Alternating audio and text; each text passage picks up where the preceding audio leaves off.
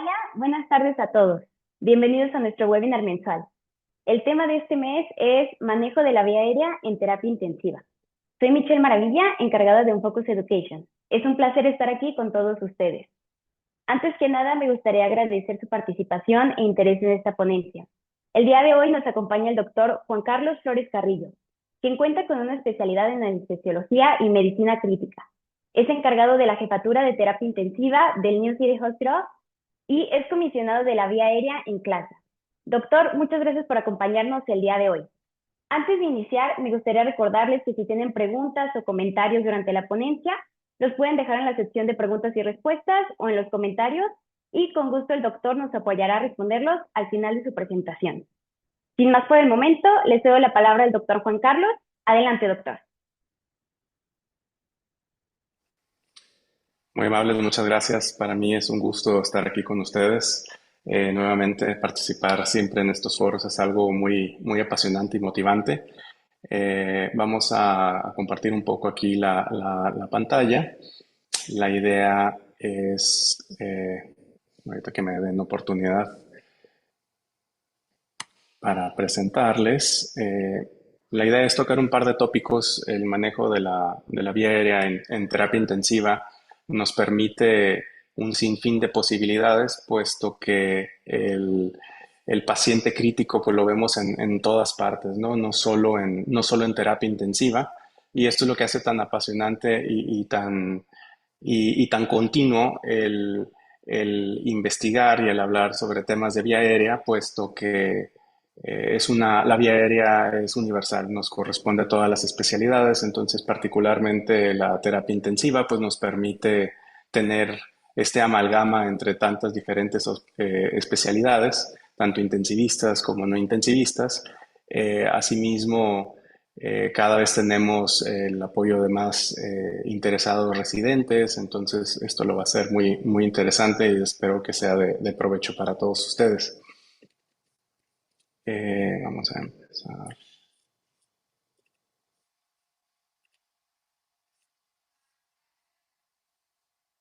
Bien, entonces mi nombre es Juan Carlos Flores, ya hicieron amablemente la presentación. Me encuentro en la ciudad de Tijuana. Actualmente soy el director médico de New City Hospital, eh, pero estuve durante un par de años como jefatura de la terapia intensiva. Entonces es algo muy interesante cómo uno ve el avance y logra implementar ciertos procesos y al igual que en diversos hospitales, espero que alguno de ustedes tenga este ímpetu por impulsar alguna iniciativa, alguna estrategia en los diferentes hospitales. Hablaremos de algunos dispositivos, no tanto los dispositivos, sino algún tipo de equipo. Eh, Actualmente, pues, colaboro con Karl Storz México de una manera académica con un focus in TechMed y, pues, ponente para MSD.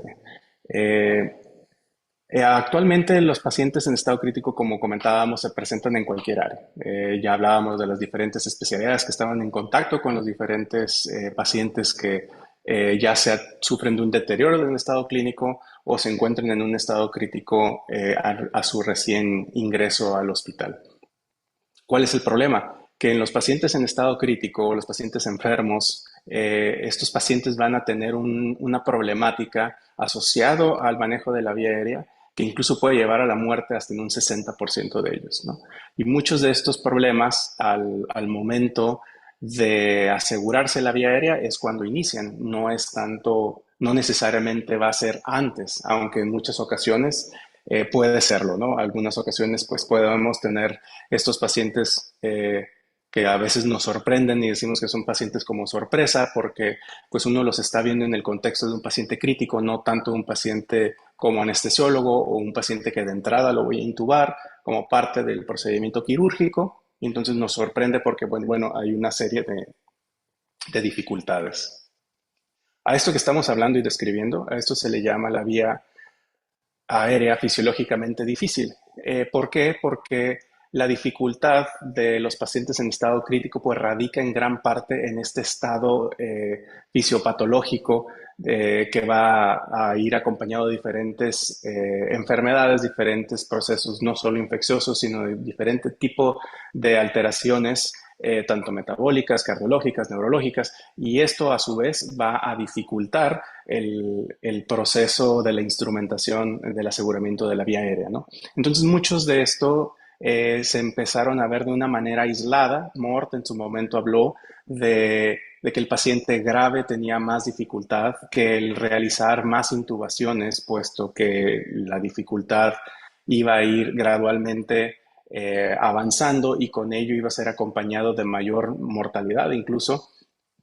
Y quienes vemos pacientes agudos, pacientes graves, nos hemos dado cuenta a través de los años que esto era algo muy común, e incluso era algo que ya hablábamos, era algo que ya hacíamos, era algo que a lo mejor nos percatábamos, pero no tenía nombre. Y fue hasta que el doctor John Sackles, el doctor es profesor de curso de emergencias en la Universidad de Arizona, él lo describe por primera vez como una entidad frecuente que no está relacionado a un proceso anatómico, no necesariamente la dificultad de instalar el tubo en la tráquea, sino que notaban que era un riesgo y un factor de riesgo para tener una parada cardíaca.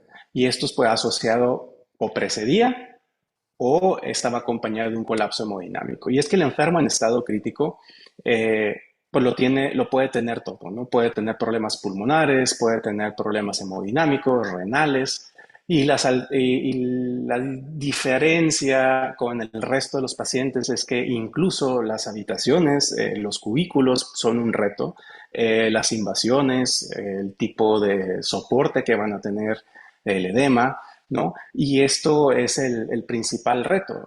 ¿Por qué? Porque requiere una planeación, requiere saber qué es lo que voy a hacer, requiere de tener una noción del estado del paciente, de con quién estoy trabajando, con qué estoy trabajando, y esto a su vez lleva idealmente a que desarrollemos algún tipo de estrategia para disminuir las posibilidades de algún problema fisiológico o técnico incluso, ¿no?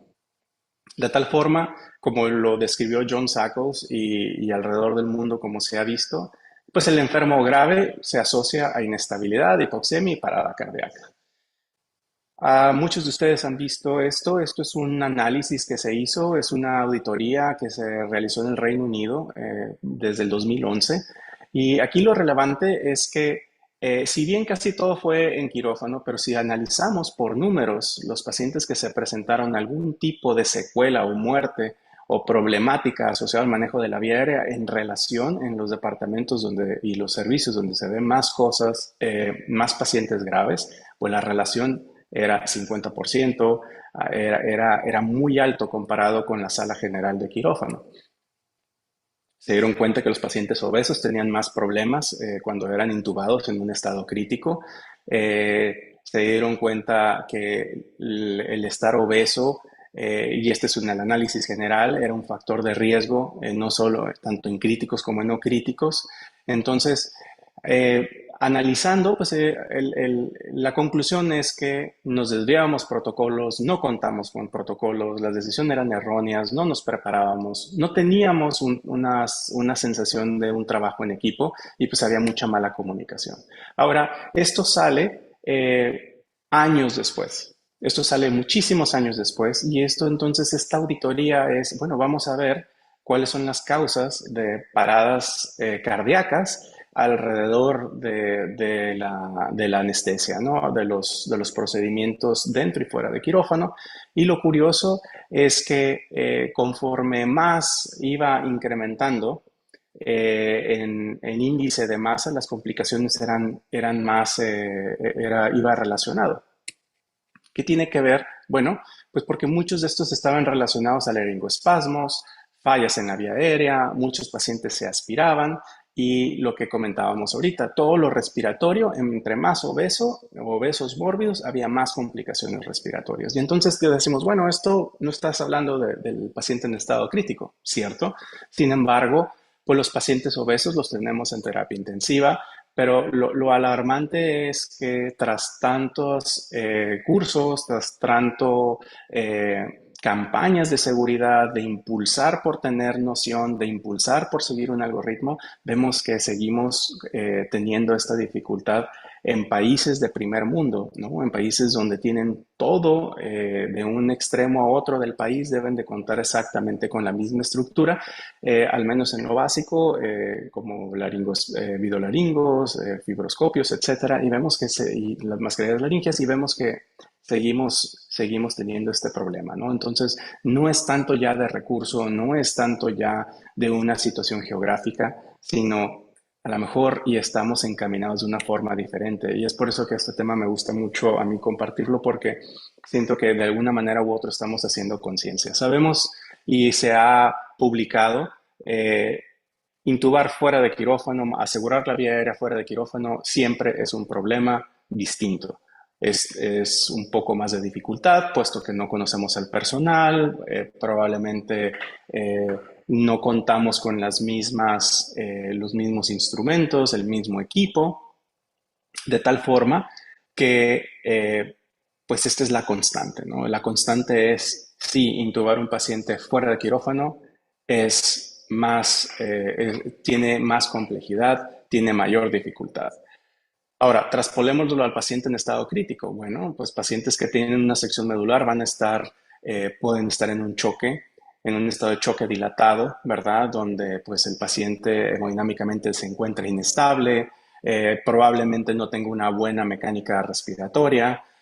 Si el paciente está séptico, pues no tendrá una buena tolerancia a la apnea. No podremos, si el paciente es hipoxémico, quizás no vamos a llevarlo a una preoxigenación óptima como tratamos, ¿no? Los pacientes hipoperfundidos tendrán acidosis mixta, muchos de ellos pueden tener algún problema cardíaco o estar agitados, y aquí es donde se pone un poco más complejo, donde tenemos que analizar entonces como el manejo crítico de un paciente va a ir en diferentes situaciones, ¿no? Estará la parte, claro, por supuesto, la parte anatómica, la parte técnica, ¿verdad? Pero también la parte fisiológica, y esto es donde vienen los problemas, ¿no? Tenemos pacientes que están graves, con inestabilidad hemodinámica, con vasopresores, están mal distribuidos, obviamente el riesgo de aspiración es altísimo, puesto que está hipoperfundido las vísceras, a veces no contamos con un ayuno como uno quisiera, y el riesgo de colapso hemodinámico, que lo hemos comentado ya,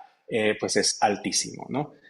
Sabemos que los pacientes, un cuarto de ellos van a desarrollar una hipotensión transitoria, pero al final, en un estudio coordinado por el profesor Rusotto y la doctora Miatra, ellos realizan en pacientes críticos alrededor del mundo, es de los primeros estudios que logró en el manejo de la vía aérea, que logró concretarse con una colaboración mundial.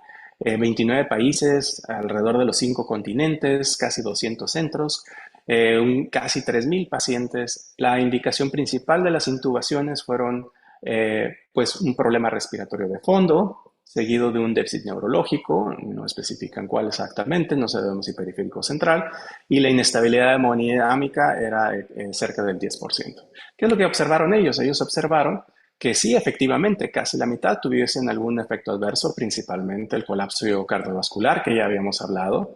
La parada cardíaca, como uno esperaría, no fue tan constante.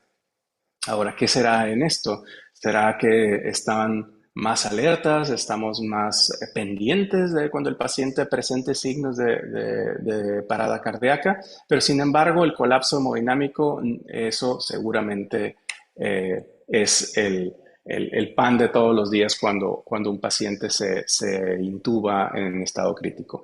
En el análisis secundario, bueno, pues se dieron cuenta que algo de los factores de riesgo era la edad. Sí, si el paciente se encontraba hipotenso, si tenía una saturación baja y sobre todo el inductor, que a veces el inductor siempre le echamos la culpa a todo del propofol y esto a veces la inestabilidad hemodinámica, incluso la misma parada cardíaca puede ser con o sin propofol, pero definitivamente no ayuda a la cardiodepresión y la vasodilatación.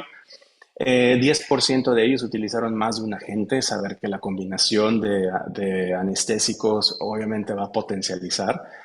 Ahora, está la duda, ¿no? ¿Utilizo ketamina? ¿Utilizo etomidato? Etomidato, pues el antecedente de las cardiocirugías, de ser más cardioestable, ¿verdad? Pero es muy fugaz. Ketamina que nos promueve cierto ayuda con el sistema simpático. Sin embargo, bueno, sabemos si se agotaron las reservas en un paciente séptico, pues a lo mejor quizás lo que nos ayude es que no nos va a dar tanta depresión, ¿verdad? Pero ¿cuál es el problema? En algunas series, los pacientes que fuesen intubados con etomidato, pues se veía asociado a una menor sobrevida a 7 días y esto pues en parte por el problema de una supresión adrenal aguda.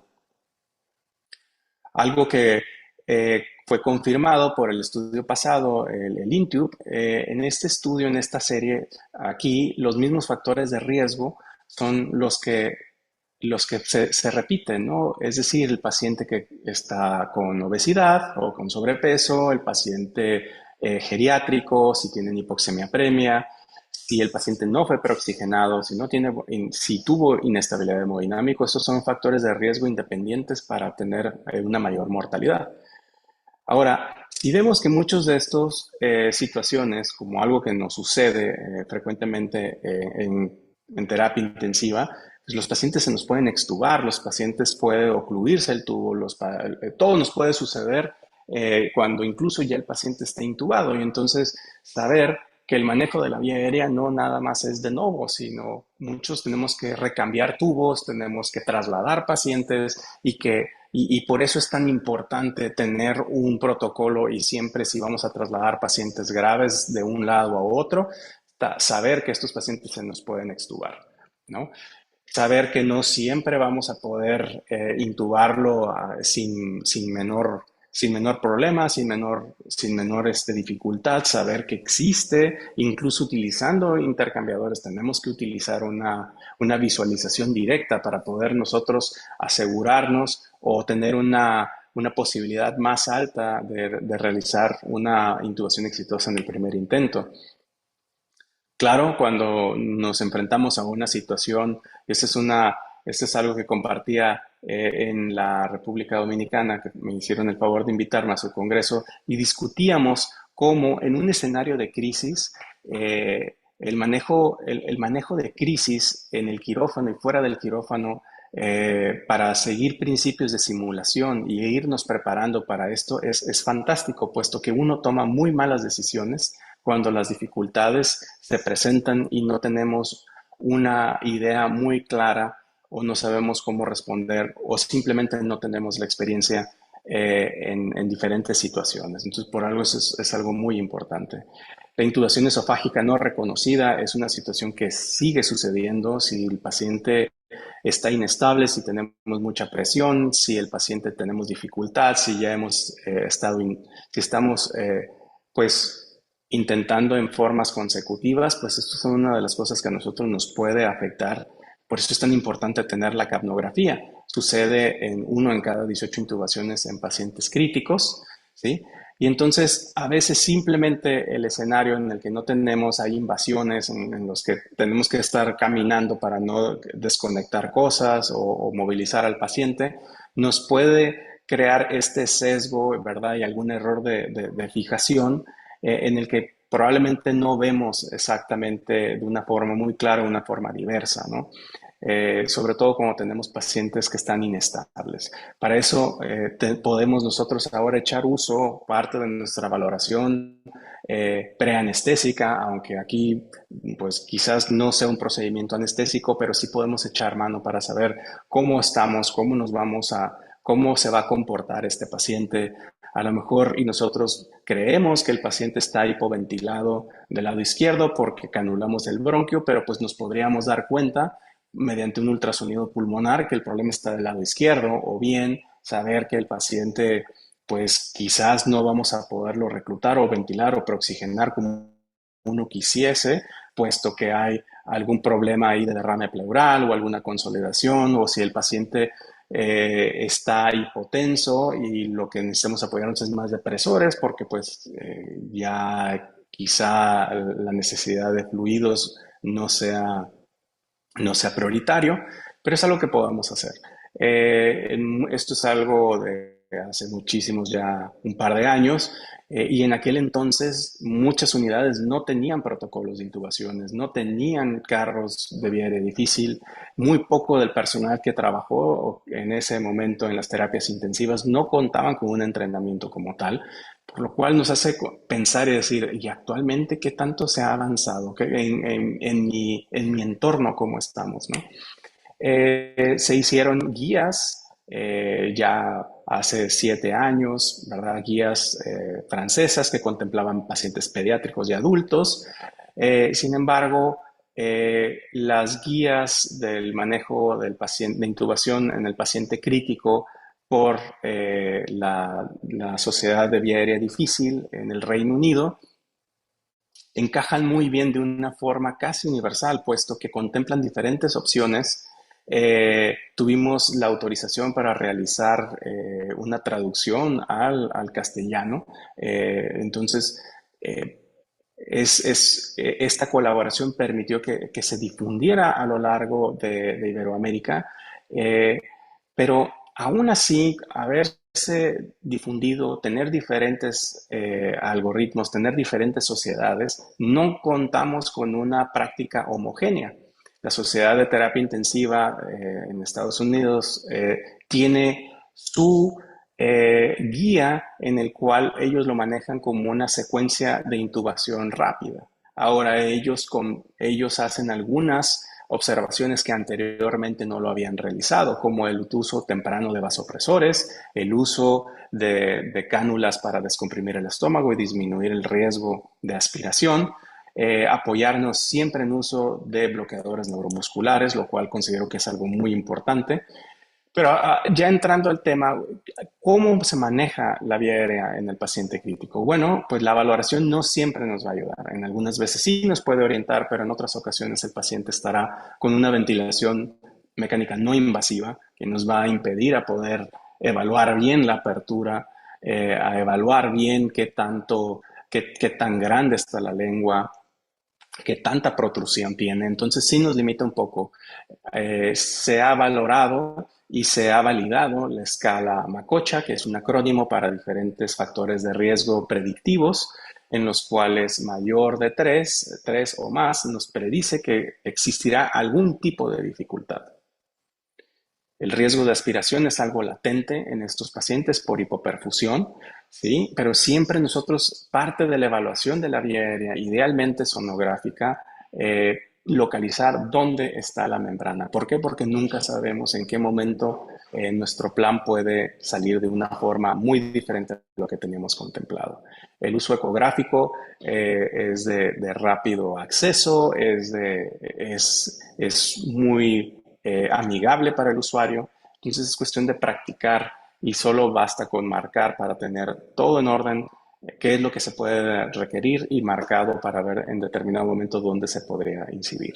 Ellos hablan de una distribución de roles en los cuales existe un líder que no necesariamente es la persona que va a realizar la intubación y la persona que va a realizar la intubación no necesariamente es el líder. La idea pues es poder la idea del líder o quien va a dirigir en el momento de la intubación, pues es mantener la estabilidad, ¿verdad? Ser claro y asertivo, ¿verdad? Comunicarse entre todos, tener localizado a quién le vamos a pedir ayuda y idealmente pues tener un segundo intubador, ¿verdad? Saber que dependiendo, a veces hay mucha gente, a veces hay poca gente, a veces tenemos pacientes que van llegando y entonces vienen acompañados de todo el equipo quirúrgico, a veces estamos en turnos solos, entonces mucho dependerá. Entonces plantean ahí 3 escenarios en los cuales alguien va a estar pues acompañando a la persona que va a instrumentar, viendo el monitor, quién va a traer el instrumental o los medicamentos, de tal manera de que uno debe siempre de tener muy claro cuáles son sus funciones y qué se va a realizar y en qué orden nos vamos a ir. Este es el algoritmo, ¿verdad? En el cual, pues, idealmente todos hablamos de un checklist. Hay que ver qué es lo que vamos a tener, con qué lo vamos a preoxigenar. Recordar que la preoxigenación, aunque el paciente no sea un paciente fácil de preoxigenar o que tenga una preoxigenación efectiva por su condición, por su estado, ¿verdad? No significa que no intentemos. Entonces veamos, el paciente tiene una mascarilla oronasal porque está con ventilación mecánica no invasiva, dejémosela. Si tiene la posibilidad de que le coloquemos un alto flujo, usémoslo. Y en determinado momento usemos una válvula, mascarilla o ambú también. Bueno, pues en estos casos, saber que tienen un sistema de válvula unidireccional o pico de pato, le comentamos aquí en la ciudad. Si uno le presiona, se abre y permite el flujo. Entonces, preoxigenar con esa válvula abierta para que tenga un flujo continuo. Hay que optimizar la posición de nuestro paciente, aunque si bien esto es para la alineación de ejes en una laringoscopia directa, yo creo firmemente en que aún con un videolaringoscopio al menos debe de haber cierta elevación, ya sea hiperangulada o no. Si es hiperangulada, no necesariamente se requiera de esta posición, pero si es una hoja MAC, aún así es necesario tener cierta alineación de ejes. Nos va a facilitar todo, nos va a facilitar incluso la excursión diafragmática, nos va a permitir tener mejor acceso al paciente, tener mejor acceso al cuello. Entonces contemplemos todas las opciones.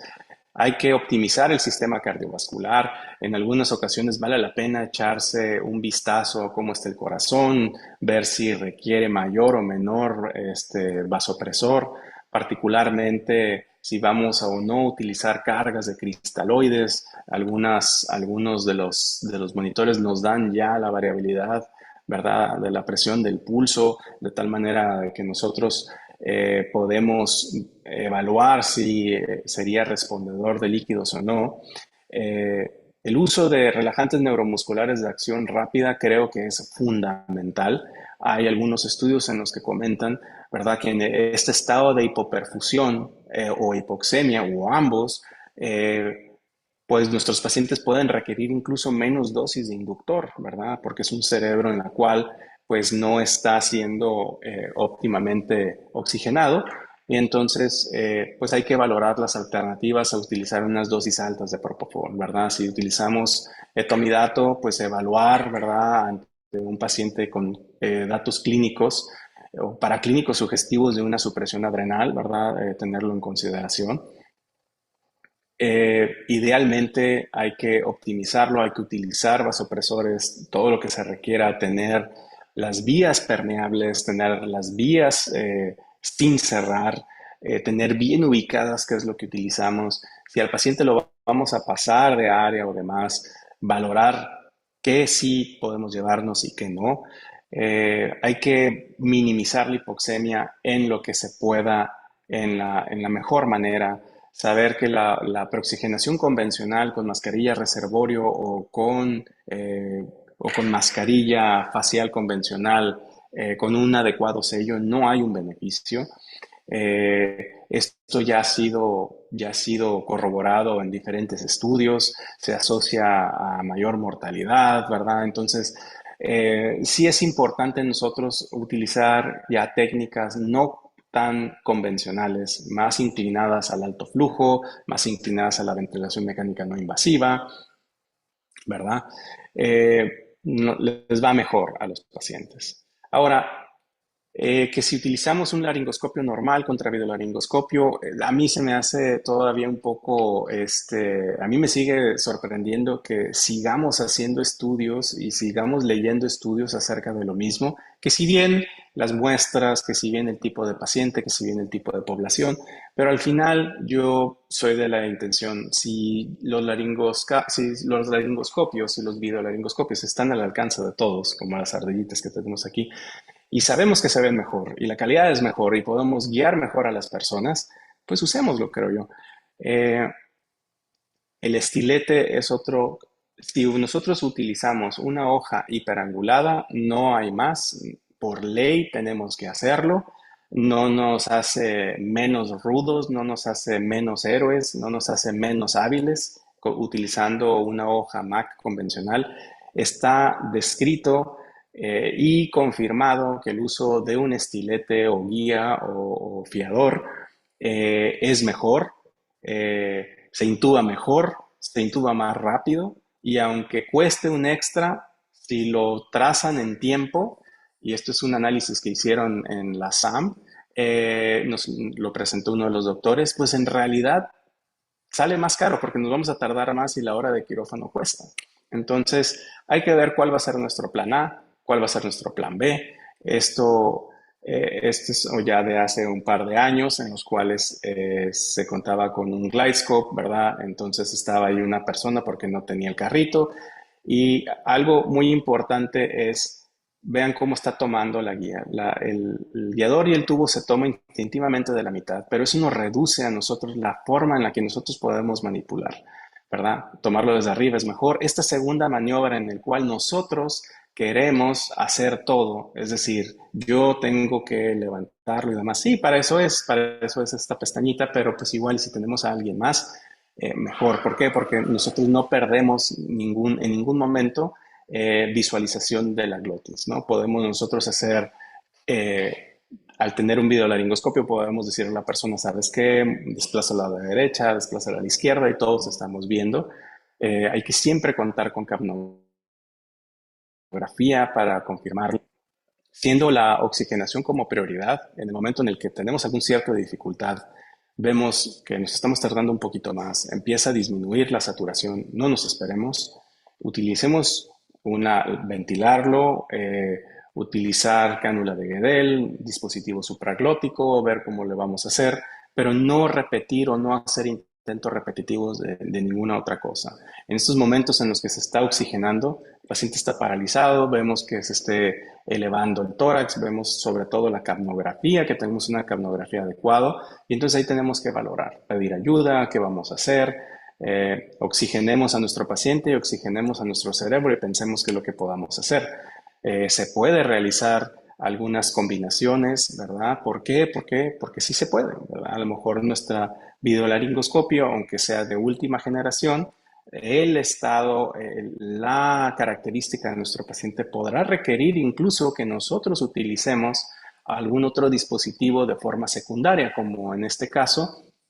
Este es un trabajo de la doctora Hackberg de hace ya un par de años en terapia intensiva, en los cuales tenía uno de los residentes estaba realizando una laringoscopía convencional y otros de los residentes de una forma secundaria introduce el tubo guiado por un fibroscopio en este caso, ¿no? En estos casos, pues nosotros podamos seguir oxigenando a través de un alto flujo o bien unas mascarillas, unas puntas nasales convencionales a 15 litros para ayudar un poco a que por arrastre llegue un poco de oxígeno y esto nos prolongue el tiempo, nos mejore un poquito el tiempo de apnea, ¿verdad? Esta una y otra vez, sabemos que si lo podemos aquí realizar a través de estiletes, en este caso fue el estilete Bonfield de Storz, pero el estilete nos permite a nosotros tener una doble función, ¿verdad? ¿Por qué? Porque tiene cierta angulación, tiene además, podemos ver hacia dónde está, qué es lo que está viendo en la punta del tubo, ¿verdad? Y combinarlo con un videolaringoscopio en estos ecosistemas como los que tenemos con OnFocus, nos permite realizar esto de una forma muy fluida y muy continua, de tal manera que una vez que localicemos y por una u otra cosa no podemos, pues podemos echar mano de algún videoscopio, algún fibroscopio flexible, ¿verdad? O rígido, ¿verdad? ¿Por qué? Porque pues en estos casos pues se ve muy bien y pues todos están viendo y pues ahí está, sí, claro, pero pues a ver, no puedo pasar el tubo, ¿por qué? Porque está muy angulado, porque mi técnica no es la correcta, pero entonces nosotros podemos echar mano de otros dispositivos para realizar una intubación combinada.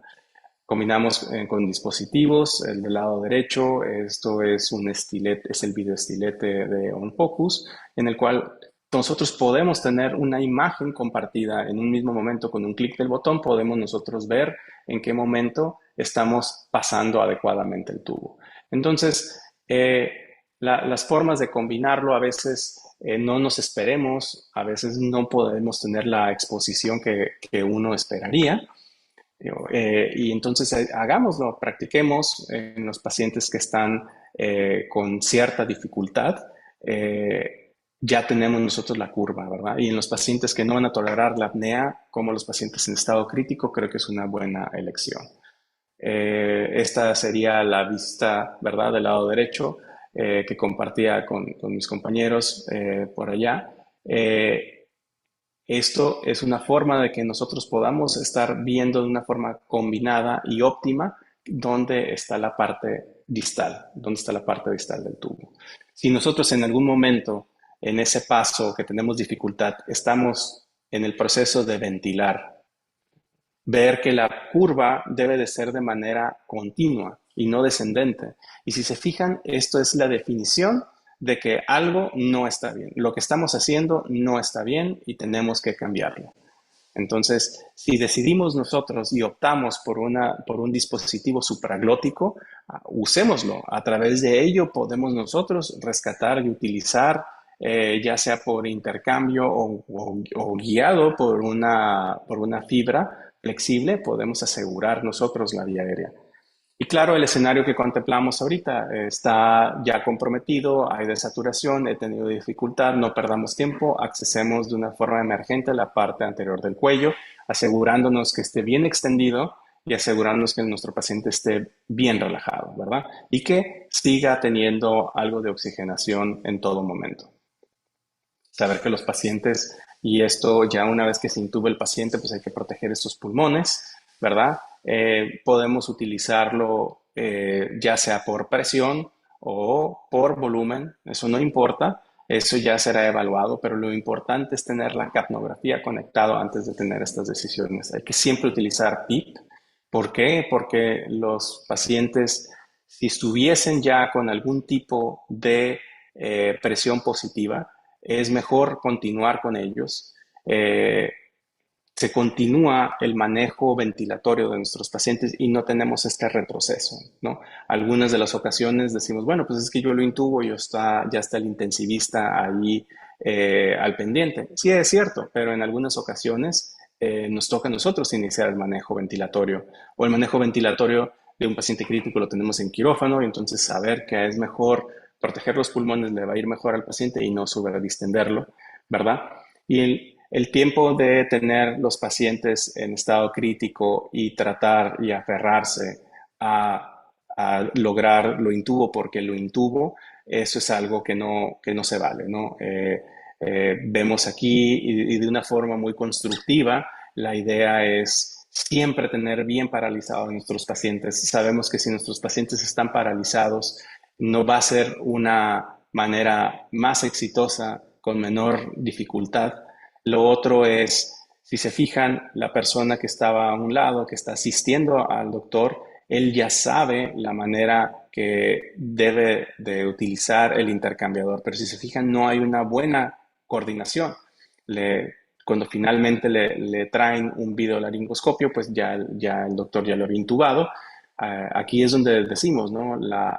El sesgo, ¿verdad? El cerrarnos, la dificultad, el estado, el no óptimo, ni en espacio, ni en estructura, ni en personal. Son personas con las que no convivo, no los conozco. Entonces, lo que se trata es que sea más fluido para el paciente. Tenemos que preparar al paciente, preparar el material con el que contamos, el equipo y estar listos para las dificultades. Hay que ver que todas las vías estén pasando, que tengamos todo de forma óptima, el equipo, la GEDEL, nuestro dispositivo supraglótico, qué es lo que voy a utilizar de relajante, si le voy a iniciar vasopresores o no, cómo está el estado del paciente. Hay que asignar los roles, quién nos va a ayudar, hay que presentarnos siempre. Si ellos tienen alguna duda, cuál va a ser nuestro plan A, cuál va a ser nuestro plan B, a quién le vamos a llamar en dado caso, quién está en el hospital.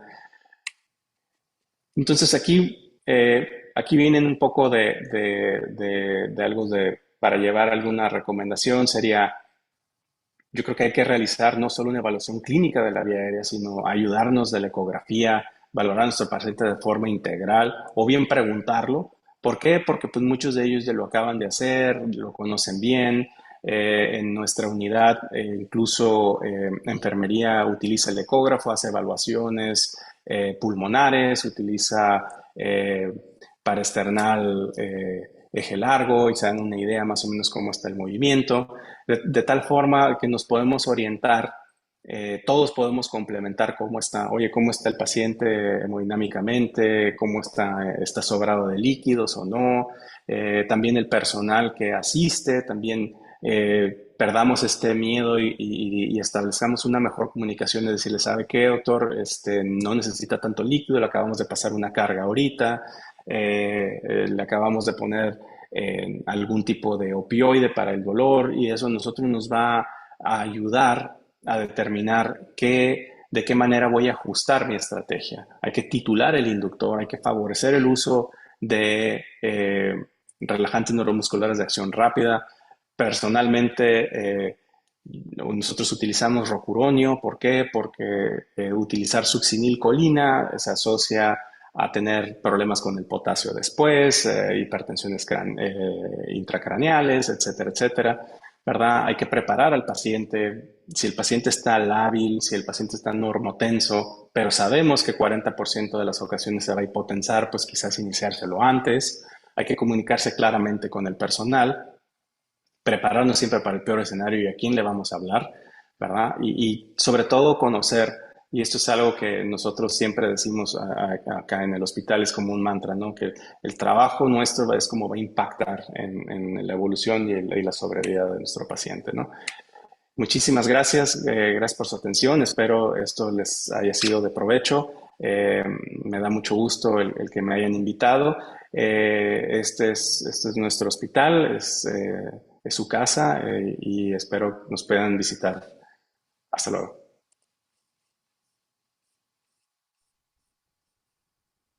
Doctor, muchísimas gracias por la presentación. Muy interesante el tema y sumamente importante.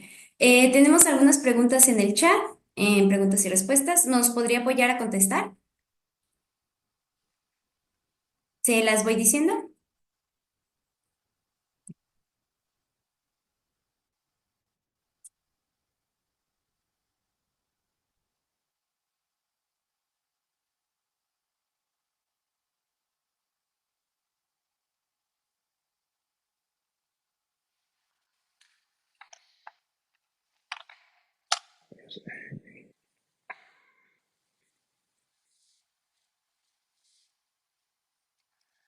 Bueno, voy a responder algunas preguntas que tengo aquí. Tengo una dificultad para escuchar el audio.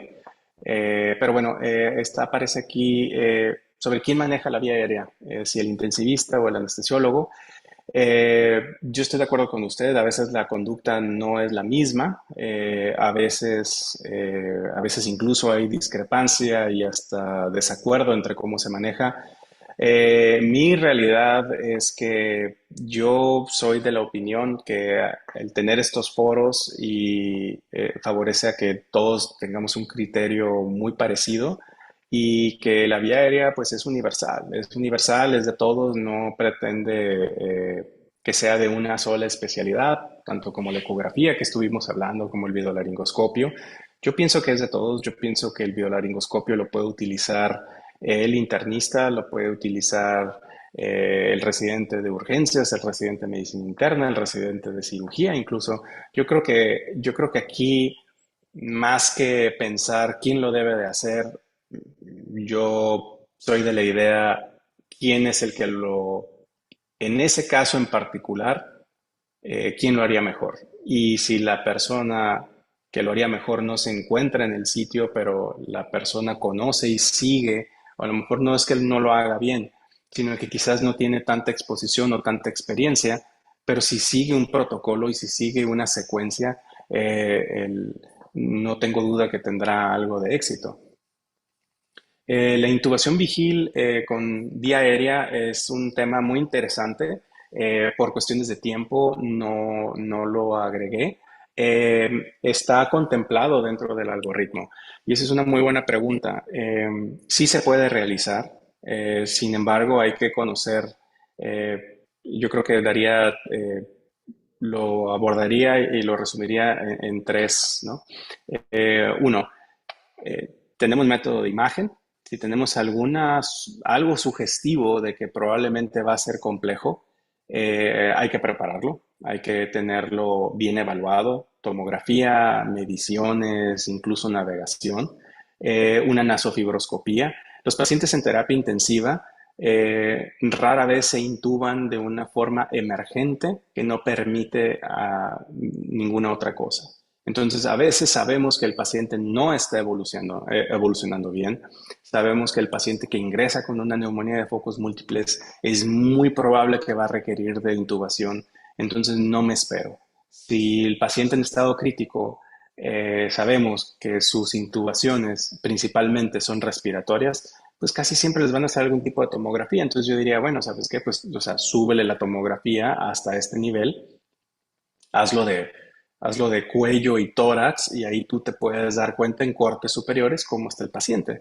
Entonces, siento yo que antes de realizar una intubación vigil, yo ya evaluaría por medio de imagen, le haría incluso a lo mejor una nasofibro para ver a qué me voy a enfrentar y no esperarme. Ahora, el caso que les iba a compartir recientemente es un caso que tuvo un amigo y colega aquí de la ciudad y fue un paciente que tenía un cáncer y tuvo una hemiglosectomía, no abría bien la boca, tenía limitación, tenía todos los predictores, radiación, etcétera. Entonces, este paciente en un contexto emergente, pues así como abordar la parte anterior del cuello no es tan sencillo, ¿verdad? Entonces, apoyarse en un método de imagen, apoyarse con alguien más, obtener ciertas mediciones, esa va a ser la clave. Yo creo que aquí la situación es irse adelantando. Son pacientes en el cual, si bien el cómo va a responder al tratamiento el enfermo crítico es incierto, lo que es cierto es que uno ya conoce cómo va a ser la evolución más o menos, o qué es lo que puede suceder, o qué pacientes se van a requerir intubar. Pero definitivamente sí hay un lugar. Es más complejo, pero sí involucra un poco más de coordinación. Eso es todo un tema aparte. Burp y Celic, yo personalmente, yo diría, bueno, Celic es para que no se nos regurgite, pero pues si mi paciente yo lo hago un ultrasonido gástrico y veo que la posibilidad de que se nos aspire sea nula, pues prefiero mejor yo peroxigenarlo bien y utilizar este, no tener tanta dificultad técnica que me podría dar Celic. Eh, ¿Qué se puede utilizar en lugar de Propofol? Pues podría ser Propofol a una dosis baja, como les comento. Si ustedes monitorizan a sus pacientes neurológicamente con lo que ustedes quieran para profundidad, se darán cuenta que los pacientes con muy poca dosis, y esto es algo que no está tan difundido, pero en experiencia les puedo comentar, aunque no es la mejor evidencia, pero el uso del relajante neuromuscular es en lo que nos debemos apoyar. El inductor, claro, por supuesto, sí hay que administrarlo, pero la pérdida de conciencia es mucho menor en un paciente que está hipoperfundido y en shock que en otro que no lo está. Entonces, yo sí les recomiendo que utilicen rocuronio. Claro, por supuesto, o sea, es una realidad que no solo México, sino Latinoamérica en algunas ocasiones estamos en una situación de algunos hospitales carecen de ciertos recursos, ciertos medicamentos. Yo creo que hay que ver con qué contamos primero. Las dosis supraóptimas para acortar tiempos, considero que no es una buena práctica. Hay que apoyarse siempre en un relajante neuromuscular. Eh, si no hay más que succinilcolina, bueno, pues ni modo, ¿no? Se afrenta, se afronta, se realiza y saber que hay que tomarle laboratorios de control y después ver si se requiere una diálisis o no. Pacientes pediátricos no tengo experiencia, lo siento. Eh, la vía aérea es universal. La vía aérea es universal, hay un proyecto universal. Pienso que no está casado con nadie. El intubar no es un procedimiento anestésico, ¿sí? Particularmente no tengo hijos, pero si mis sobrinos tuviesen que ser intubados de emergencia, yo no quisiera que tuvieran que esperar a que llegara un anestesiólogo a realizarlo. La capnografía debe de ser incluido como parte del monitor totalmente. Nuestra unidad tiene y está protocolizado paciente que se intuba, paciente que se pone el capnógrafo porque nos ayuda cuando se desplaza, cuando se ocluye, cuando hay incluso hipoperfusión y nos podemos incluso adelantar a una parada cardíaca. Eh, Mascarilla laringe más fibro, videolaringoscopio más fibro, claro, totalmente. Yo creo que aquí va en relación, hay que individualizar el paciente, eh, hay que ver la experiencia que tengamos cada quien. Si uno va a utilizar una mascarilla laringe, un dispositivo supraglótico, hay que saber si son para intubarse o no. Recordar los de segunda generación son los que tienen un canal gástrico y eso nos va a ayudar a tener menos probabilidad de que se regurgite definitivamente.